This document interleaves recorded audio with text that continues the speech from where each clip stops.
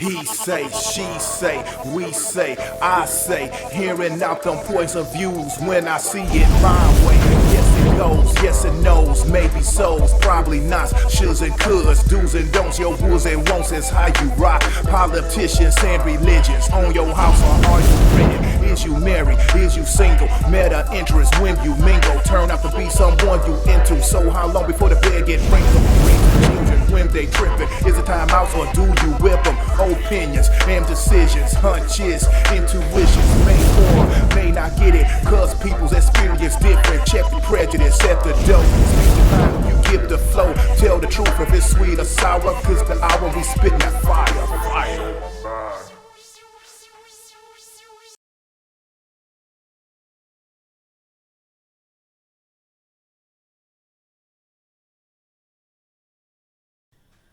Hello everyone, this is Spitting Fire, and I did a part 1 and 2 of the agenda, and this is a presentation that I put together for everyone to get some informative information from it.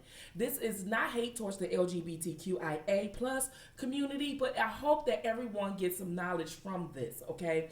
And I'm going to tell you who is behind all these nonprofit organizations of today, all right? And what the agenda is behind it.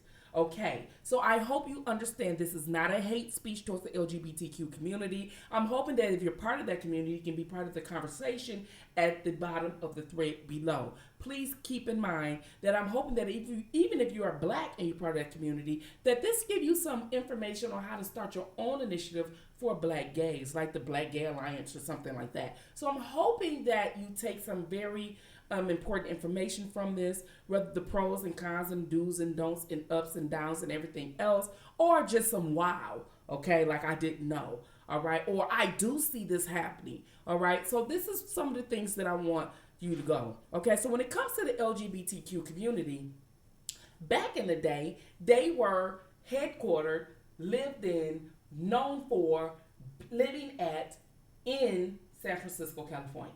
And there were all these jokes back in the day, even for when I was a little girl, okay, in the 70s and 80s, that they would be like, oh, you gay, you must live in San Francisco, California, or whatever. And when you see old movies, you will see they would have this spike hair and tight leather outfits on in the summer, and these was the image that they showing you of what gay men looked like back in the day. And they really don't even look like that throughout the world, okay? I know some masculine men that are gay, all right? So even though we know that San Francisco, California is the headquarters of the LGBTQ community, we know that they since branched off in all around the world. And they have always been around the world, but we have known them, and San Francisco, California was the landmark for this community, okay? And it was known for, if you were gay, you can live here and be comfortable, because there was so many people that lived there that were comfortable in that community, in that city, and it was being accepted and everything else. And and throughout the state of California in itself, okay? Now, I'm not saying that they didn't have anybody that lived there that wasn't prejudiced, but it was more accepted than everywhere else in the world. All right. And because they sister city, okay, Hollywood, that wasn't far behind, all right, they worked with a lot of people in the arts, okay? They worked with a lot of people in the arts, the LGBT. I mean, back in the day, when you see a star, you will always see them like with a gay stylist or a gay makeup artist or a gay assistant or something like that, because they were so heavy in the arts, okay? And even if you go to a performing arts school, you will see a high number of gay communities that goes to those schools, okay? Because they are heavy into the arts. And when we talk about the arts, we talk about choreography, okay, dancing. We're talking about acting, getting into theater and portraying and doing all these things. And then you're also talking about music, okay, music. And one of the things people think that it's just California. It's not just California. You can go to New York too, but the start of your career will most likely be in California. And you have had people from all over the world went to California like on a dollar bill just to try to get that one commercial that can land them an acting gig. And we heard those stories more and more and more and more and more. But one of the things, if you want to be in the arts, you have to pretty much be accepting of this community. Bigotry towards the LGBTQ community will not be accepted if you plan on getting a career in the arts. I'm just going to keep it a buck with you right now. If you're one of those people who do not like the LGBT, if you're one of those people who just don't want to be bothered with that, the arts is not for you, and you will not go far because they own it.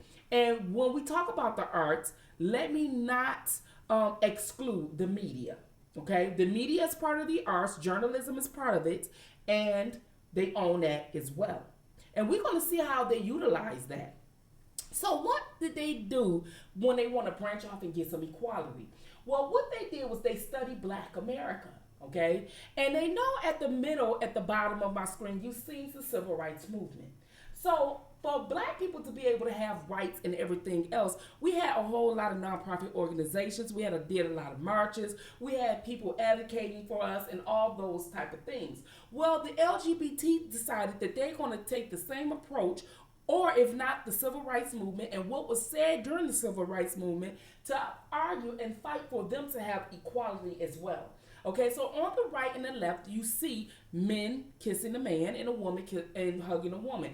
They pretty much got married, and they wanted it to be accepted in mainstream. They wanted everyone to be able to say, okay, it's all right to be gay. We're gay. We're living our lives like everyone else, and we want to be just like you. But a lot of people was not having that. People believed that was not the way life should be. Then they believed that God did not intend it for it to be that way. And one of the things that when we're talking about that, with the Civil Rights Movement for Black people, it was normally the Black people that felt that way. It was normally the Black people that felt that God made one man, one woman. And Blacks is the most faith-based culture in the world. We are in every denomination: Catholics, Baptists, Protestant, Muslim, Jehovah's Witness, Evangelists, and many others, okay? And so we was not accepting of the LGBT community. Even if it was in our family, we just was not accepting of it. And as far as that being concerned, a lot of Black people who were gay and who were raised in a church were battling themselves between their faith and what they were living like. And a lot of them committed suicide because they didn't know where they fit. If they opened up to be gay, then they believed that God was going to burn them in hell because it was an abomination, as it says in the Bible. And then they can't help the desires of what they want. All right. So the LGBT, as you've seen, I often said they own the media. Okay. Fox News, CBS, NBC, they have very high stakes in that. So what did they do when they wanted to get some things done? Well, in the late 90s and the early 2000s, they changed the narrative, okay? So they used the tool of the media to change the narrative about the Black church because Black people weren't having it. So what happened during those times? Well, I'm going to tell you. In the media during those times, if you really recall, priests and pastors were being reported of molesting little boys. Do you remember that? There were so many priests and pastors in the church, and the deacon and the church choirs and the choir director being molested by boys. So the LGBT invaded the church. They invaded the church to separate the faith for what their agenda was, okay? And if we do that, then people would be discrediting the Bible and they can get some rights. But that didn't happen, all right? They still did not get rights, okay? So they had to go back to the drawing board, right? They went back to the drawing board and figured out what it is that we need to do. And for many years, they did not understand what it was we need to do. So what they kept on doing was kept on reporting, using the tool of the journalists, which is the media, and kept on reporting so many priests and so many pastors reporting and molesting little boys. Now, it was hard for them to prove it, and it was hard to arrest the priests during that time because it was something that was really unheard of. But all of a sudden, all these priests were being molested. And then, because they wanted these rights, okay? So they invaded the church so they can get these rights, all right? So you had gay people going into church being pastors and molesting little boys and priests and all these type of things because people was holding on to that very scripture of being gay is an abomination. So they wanted to tear that up because that was what happening. But by the time the 2000 came, things has changed, okay? 2000, women were exploring their sexuality. I mean, it was exploded, all right? The lyrics that women were talking about and everything. Like back in the day, rappers like Queen Latifah and Salt Pepper had on clothes. But then you see women strip it off. And they were just open with their sexuality. And they were just sleeping around with women. And the lyrics in their songs. And they were actually promoting LGBT and all these type of things. And they were open with it. And being dominating with it. And they were being aggressive with it. And they were taking back their power and their stance. Okay? So during that time, the LGBT thought, wow, all these women are becoming so empowered. Okay, this may be a time where we have a right to get married. We got to start this again. So what they did, they put equality on the ballots. Again, here we go again. We want to have some equality. We want to be able to get married and be accepted by mainstream media and mainstream life, okay? And so there was a lot of going on there, okay? And this was like the first half of the decade of the 2000s. So they put it on the ballot for people to vote for it. So they thinking all this sexualized and music and women taking a stance and they're naked and all that type of stuff. And they have these gays, friends and all this and that. And there were just some people still saying no. And who were those people mostly? It was the church. It was the church. Still.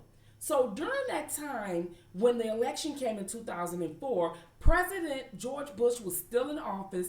And yeah, people still wasn't ready.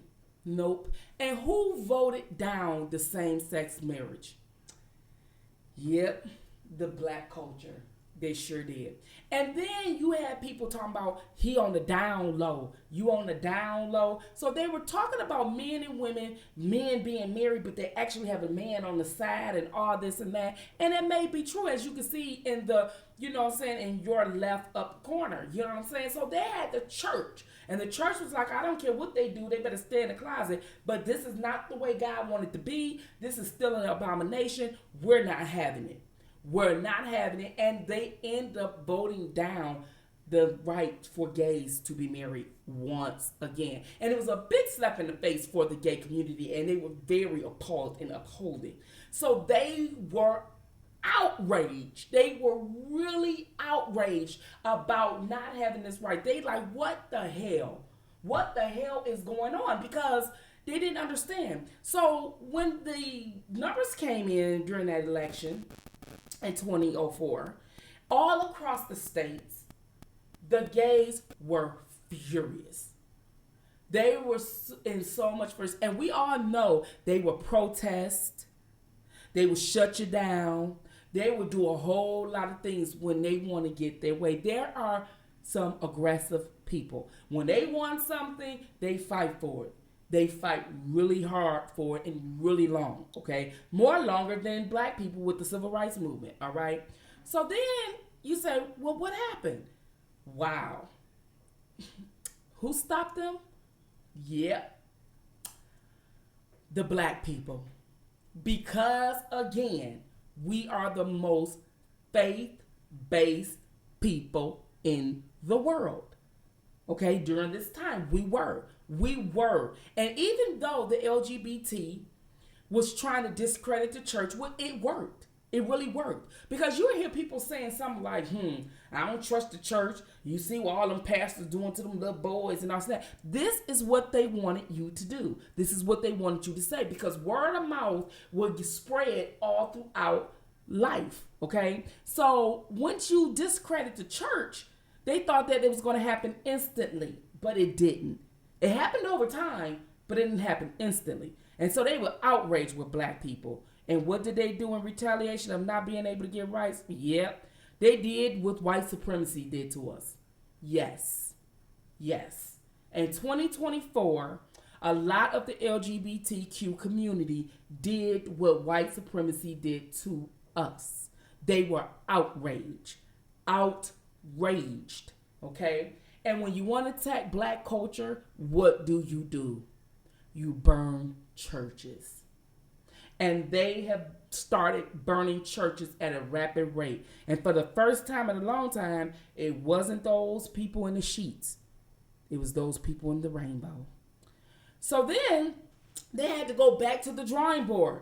Okay? And they had to sum up their money. They said, we're going to throw some money out there. So that we own Hollywood. It's a lot of money in Hollywood. It's a lot of, we own all the arts. We own all the media. We have the money. We have people in positions that are gay. We have a whole lot of senators and in legislatures that are gay. We're going to give this money out here. We got to throw this money out here. And they didn't know what party that they were going to support. But they're going to support the party that's going to give them the rights to have some equality in which they wanted, right?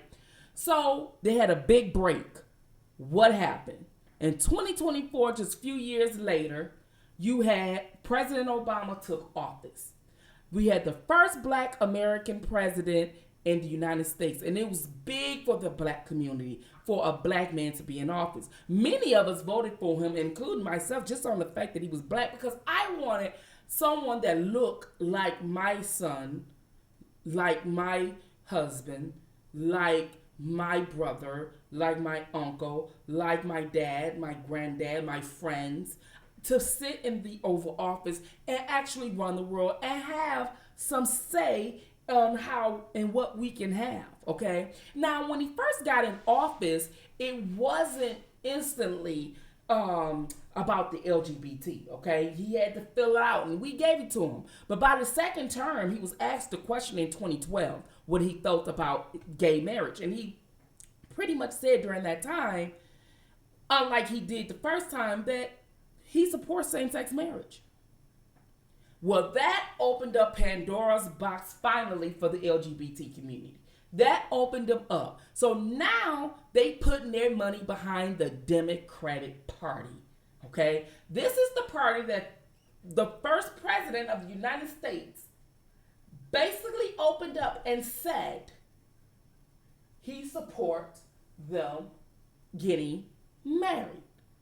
Well, it wasn't unusual considering Oprah was his friend and she's very high supportive of it, okay? So, next thing you know, a few years after that, they had a right to marry, okay? And it was 2015, okay? They had a right to marry. They got married. They were flooding all of the vital record departments in your cities. And they were getting marriage licenses. And there was some big deals on there because people still felt like it was an abomination that they shouldn't get married and all this and that. But there was some hiccups. Okay, in the LGBT. And that was the T. Yeah, transgender. Because what about them rights? They're not interested in the married part, but they want to identify with what they want to identify in. You have a man that's 265 pounds full of muscles having to play sports with someone that's half his size and strength. And we know that men are more dominating and more faster and stronger than women, naturally. So what do? Well, Biden, okay, signed equality bill. It doesn't matter. You gotta sit there and play sports with him. And a lot of people are like, no. So this is Sarah Ellis, Kate Ellis, and she's the CEO of GLAAD. She's the CEO of GLAAD. And we're going to get into part 2 now of this agenda, okay? So this concluded part 1, And this is going to be the beginning of part 2, all right, in a few minutes. But before I start part 2 of the agenda, which there is an agenda, I want you to hear this song, okay? Because people say there's no gay agenda. There's no gay agenda. Yes, there is a gay agenda. It is a gay agenda, all right? So, listen to this and tell me what you think, all right? So to those of you out there who are still working against equal rights, we have a message for you. You think that we'll corrupt your kids if our agenda goes unchecked? Funny, just this once, you're correct. We'll convert your children. Happens bit by bit, quietly and subtly, and you will barely notice it. Just like you worried, they'll change their group of friends. You won't approve of where they go at night to protests. Oh, and you'll be disgusted, so gross, when they start finding things online that you've kept far from their sight, like information. Guess what? You'll still be alright. We'll convert your children, yes we will, reaching one and all. So to those of you out there who are still working against equal rights, we have a message for you. We're coming for them. We're coming for your children. We're coming for them. We're coming for them. We're coming for your children. We're coming for them. Your children will care about fairness and justice for others. Your children will work to convert all their sisters and brothers. Then soon we're almost certain your kids will start converting you. The gay agenda is coming home. The gay agenda is here. We're coming for them. We're coming for your children. Okay, everyone, so this is part 2 of the agenda, okay? And you just heard, okay, that there was an agenda, and there's always been an agenda. And for many decades, people like Ellen DeGeneres and all these people came out in public saying there's no gay agenda. There is a gay agenda, and we know it, okay? And we seen it. We see it playing out in front of us. And a lot of people ignore it because it doesn't affect them personally. But I think that there's things that we need to stop ignoring. So as you see that I have the CEO of GLAAD, and you know who GLAAD is, okay? It is the CEO that pushes the gay organization and the initiative of the LGBTQ. And she's right here. And this is a person that makes a whole hell of a lot of money and have a whole hell of a lot of money behind GLAAD and the LGBT. And if you see why I have a couple of networks. Now, they have their pawns in a lot of different networks, okay, that they get wet, all right? And I'm just going to put 3 out here because there's just no reason for me to put all these logos on here about all the networks that they are behind. But they are behind the media.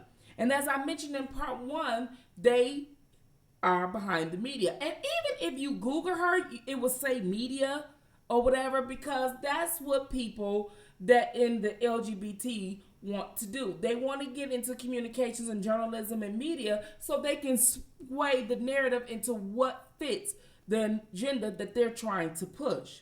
Okay, and so it's right there. Okay, CBS, ABC, and NBC. These are one of the 3 main networks in journalism that's on TV that we see in mainstream media. And they have stake in that. And they also have stake in some like high publications like the Chicago Tribune, the Daily News, and some other ones, okay, that's out here on the internet. So it's not just mainstream media, but it's also the publications and articles that you read in your blogs, okay? And so they have a lot of work to do, like Vanity Fair and all these other ones, right? But they also decided when they went back to the last drawing board that they need to get behind some other nonprofit organizations, okay? And so if you have not looked at the Black Lives Matter website, Time's Up website, Me Too website, Mu R. Kelly, and the NAACP, if you don't do your research, you would know that the LGBT has donated or pushed their initiatives or supported it very heavily. Now, the LGBT organization is the biggest organizations out of all the ones you see on this screen right here. This is why I have the rainbow in the background, because it's the biggest one. And every other organization seems like they follow their agenda. Okay, or people that's part of the LGBT is behind some of these organizations, not all, but some. And so we need to understand, like, what is they doing? What are they doing? Well, what they're doing is they're trying, and they are taking over the world. Okay, they're taking over the world, not just in communications, not just in your arts, not just in these organizations, but in all your companies, in the government, the military, the sports. They're taking over it. And if you have not remember, there was a few years ago where the LGBT,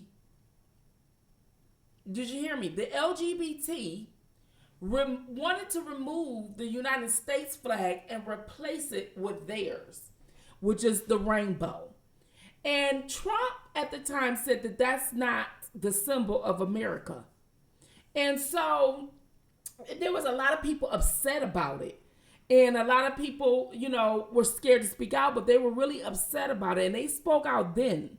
And so we have a lot of people that is no longer for the cause into which they're supposed to be advocating for. For instance, like the NAACP.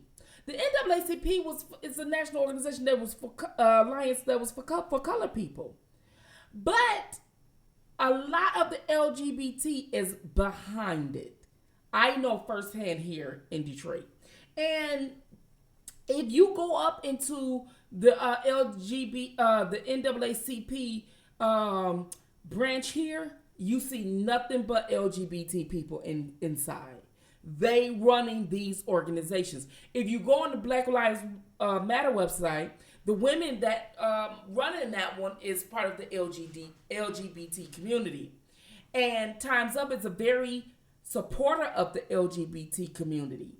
You know, they advocate and march with them. So is the Me Too movement. Right along with Mu R. Kelly. And the Mu R. Kelly is small. It's a very small movement. It's supported by the Me Too, who is then supported by the LGBT. So I'm going to read this article that Sarah K. Ellis, the CEO of the LGBT, and I'll get back with commentary. This is about 4 years ago, and this was on the when Hugh Hefner passed away, okay? And we're going to read half the article. I'm not going to read the whole entire article because that's going to take up too much time, but I'm going to read half of it. If you would like to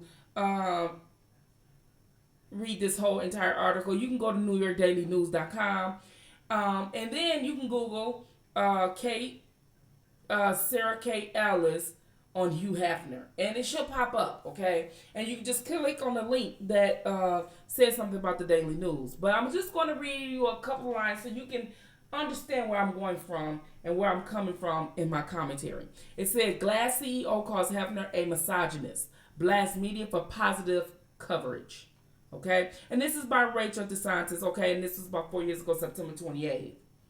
And this was the day after Hugh Hefner had passed away, and this is what she had to say. Now, you got Hugh Hefner on the left, and you have Sarah K. Ellis on the right, and she is the GLAAD CEO.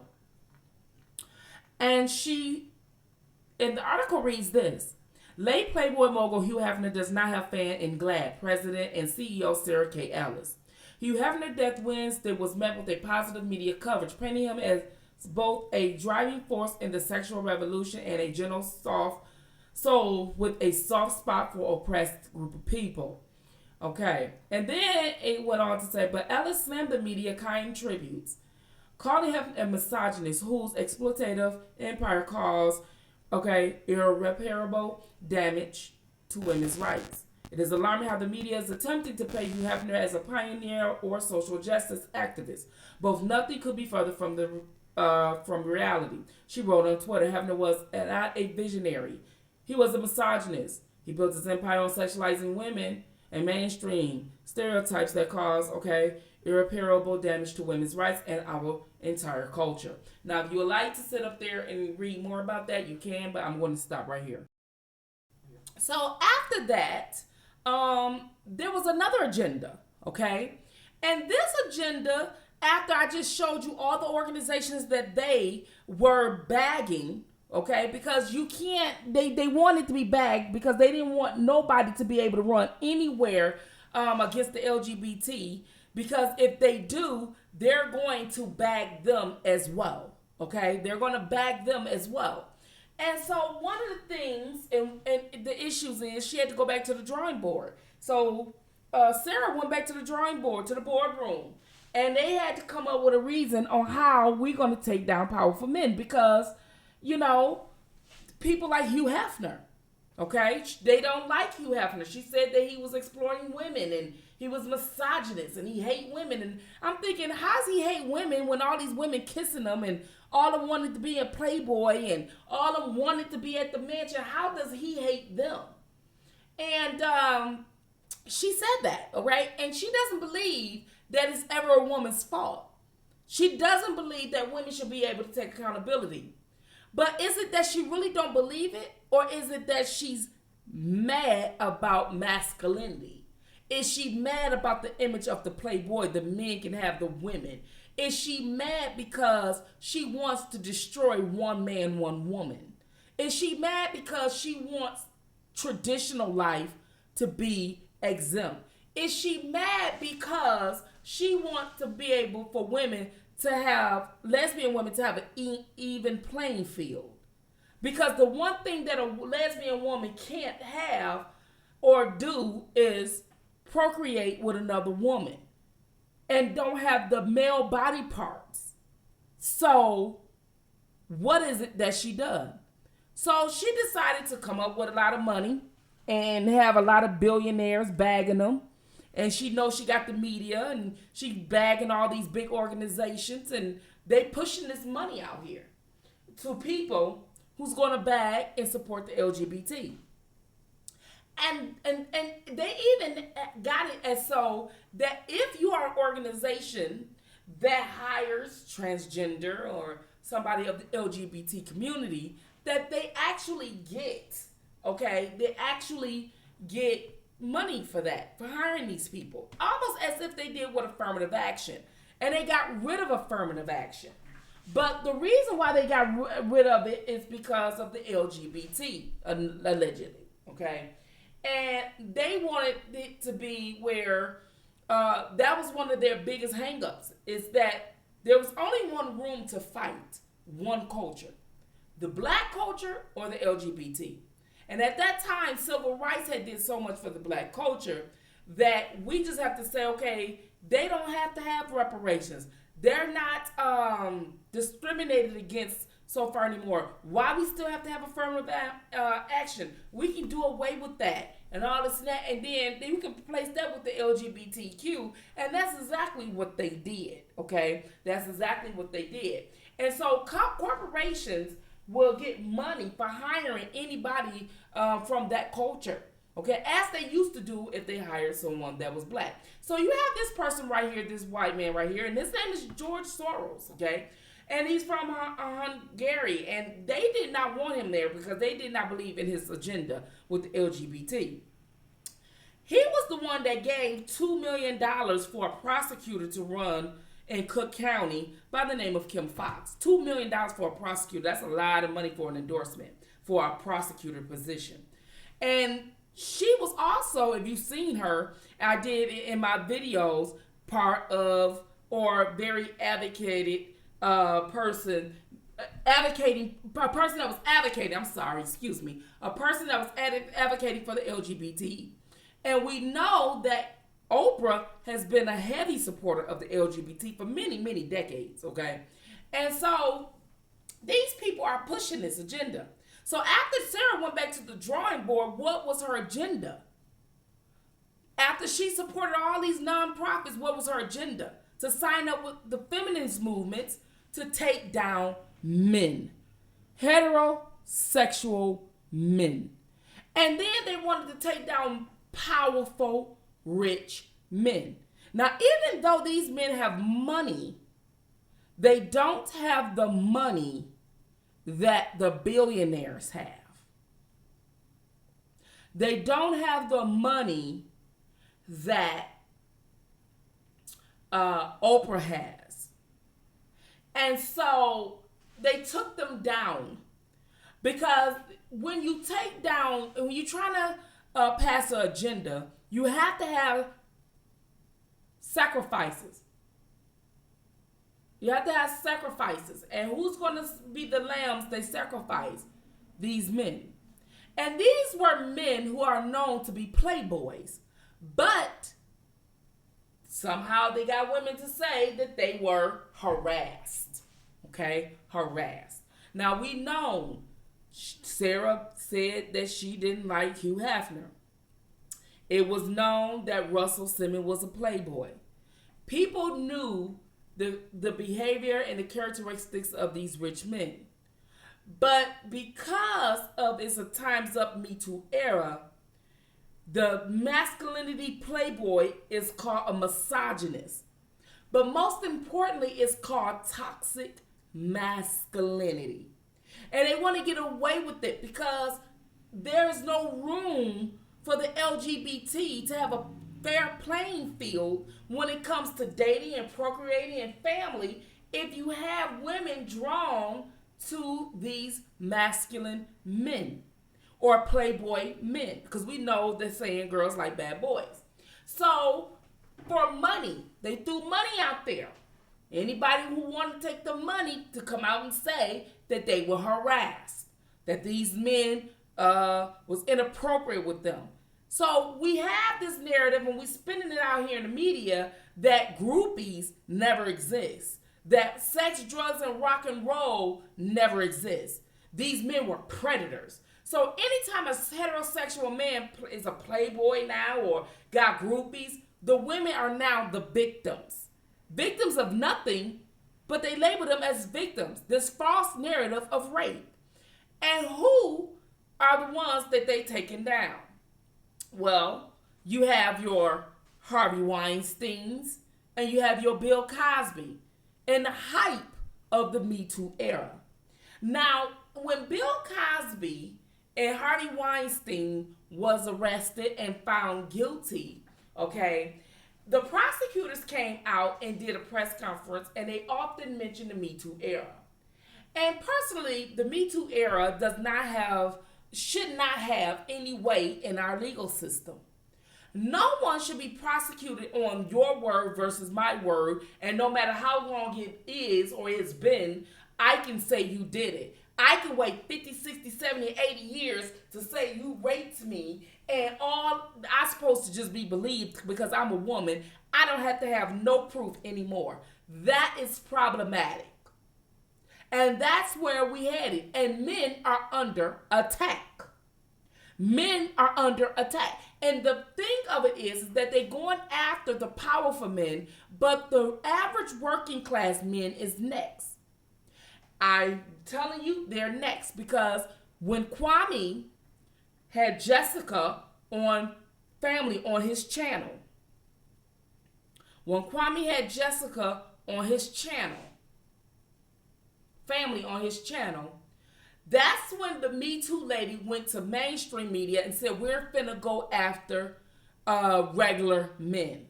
Go after.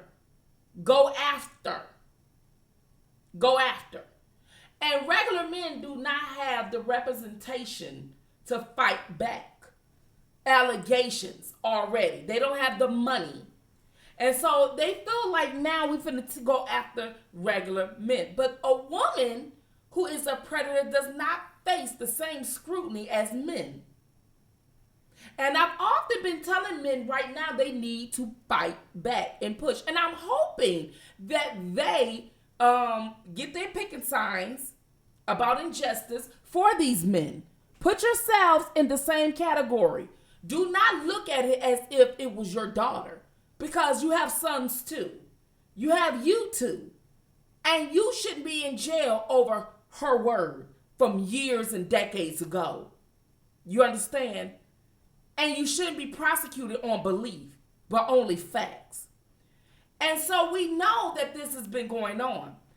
But then the Me Too backed up Mute R. Kelly. An organization just funded to take down this man. And they violated his due process in doing so, going around to all the venues to stop his concerts, saying that he violated little girls. Well, it's interesting that that was said, because I got something that I want you to look up. I want you guys to do homework. Recently, one of R. Kelly's attorneys was scolded by the judge because she called them girls. And the judge corrected her and said they are women. They were women today and they are women yesterday. In other words, and they were women 2 years ago. So if they were women, that means they were not little girls. So why is he arrested? And why is this narrative that he messing with little girls going around then? However, the Me Too bag up R. Kelly. They violated his constitutional right when they stopped him from making money. They said that they had to attack his money. He had a right to life and liberty. And the one thing about it is they had the NAACP, who's part owner of this Mute R. Kelly. And his name is Gerald Griggs. His name is Gerald Griggs. And he's part and a member or the CEO in the Atlanta, Georgia branch of the NAACP. Now, let's take a listen to this. When did you know that the NAACP help people violate someone's constitutional rights when that's what they fight for, people to have constitutional rights? That goes against all of their bylaws and what the organization stands for. And yet, we act as if we hear these bad things in the media and we believe it because of these organizations. And we think these organizations are good. But in fact, they're toxic. They're toxic to your men, and they're trying to end traditional life. Now, I'm all for loving who you love. But to sit up there and say that men who are masculine or playboys or anything else are all rapists, and that the women are being victimized is an issue. It's a problem. It's very problematic, and it makes women not having to take accountability for their actions. And so what did they do? They use women like this, who is very masculine looking, part of the LGBTQ community, and they stopped making it being about women who are models that's saying that they've been victimized, but women who are less attractive, to make you think that they must be telling the truth because nobody will believe them. Well, in fact, she never said anything about her being an LGBT. She said nothing of that of sort. Nothing of sort. And coming back to him over and over and over again, and hiding of her identity, hiding her masculinity, when she's clearly a man now, clearly transgendering. So what do we do? Why is it that a woman who's trans man can then go back and sue a man for raping her when she was a woman, and she's no longer a woman because she's identifying as being a man? And we supposed to sit up there and call them by what they identify as. So if you no longer identify as a woman and a woman was violated, you killed that woman, so she no longer exists. Is that how this goes? I'm not understanding how it goes. I'm just asking questions. You're the same body in one person, but you want to be a different person when you want to be. I don't understand. I don't understand how that goes. I don't understand how we supposed to all adapt to all these different pronouns. I don't understand that. I don't understand how a man who's physically built differently and more stronger and more aggressive than a biological woman want to play sports with her. I'm not understanding how we come to that, and yet black people still can't get the reparations. I'm not understanding. I'm not understanding on the party that keep denying them that. So, thank you guys for listening to part 1 and 2 of the agenda. I hope you guys found it to be very educational. I hope you seen where I was going with this. Okay? I hope you definitely seen where I was going with this. And if you'd like to support the channel, you can do so by Cash Apping Spittin' Fire.